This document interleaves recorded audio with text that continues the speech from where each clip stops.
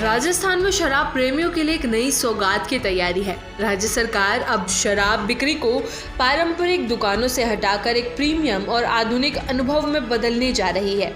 इसके तहत राज्य आबकारी विभाग ने राज्य के प्रमुख शहरों में 48 मॉडल शराब दुकानें खोलने की योजना तैयार की है। ये पहल 2025 से 2029 तक की नई आबकारी नीति का हिस्सा है। इन दुकानों में से जयपुर में 5, जोधपुर और उदयपुर में 2 और माउंट आबू और आबू रोड में 1 दुकान खोली जाएगी। शेष 37 दुकानें अन्य शहरों में स्थापित होगी। आबकारी विभाग के एक अधिकारी ने बताया कि जयपुर, जोधपुर, उदयपुर, माउंट आबू और आबू रोड में मॉडल शॉप के लिए न्यूनतम आरक्षित मूल्य 1 करोड़ रुपए रखा गया है, जबकि अन्य शहरों के लिए यह 50 लाख रुपए होगा। आबकारी विभाग के अधिकारियों के अनुसार ये दुकानें मॉल, शॉपिंग कॉम्प्लेक्स और हाई फुटफॉल वाले क्षेत्रों में खोली जाएंगी ताकि ग्राहक को एक आरामदायक, वातानुकूलित और व्यवस्थित माहौल में शराब खरीदने का अवसर मिल सके।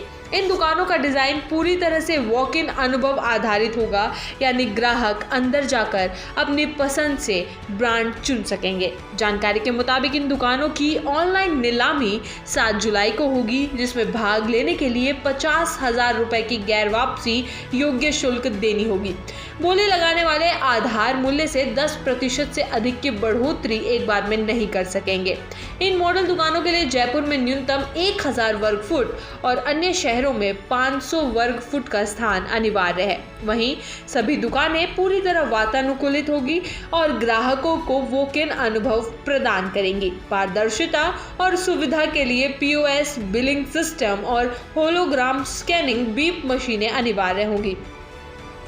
इन दुकानों में केवल प्रीमियम शराब बेची जाएगी, जिसमें 650 मिलीलीटर की बियर की कीमत 200 रुपए से अधिक और 750 मिलीलीटर की शराब की बोतल की कीमत 1500 रुपए या उससे अधिक होगी। ये पहल राजस्थान की 2025 से 2029 की आबकारी और शराब विनियमन नीति का हिस्सा है। आबकारी अधिकारियों का कहना है कि गुरुग्राम जैसे महानगरों में इस तरह की दुकानें पहले से संचालित हैं। राजस्थान में प्रीमियम ब्रांड्स की अनुपलब्धता का एक बड़ा कारण अपर्याप्त शेल्फ डिस्प्ले रहा है, जिसके चलते कई ब्रांड यहां लॉन्च करने में हिचकिचाते हैं।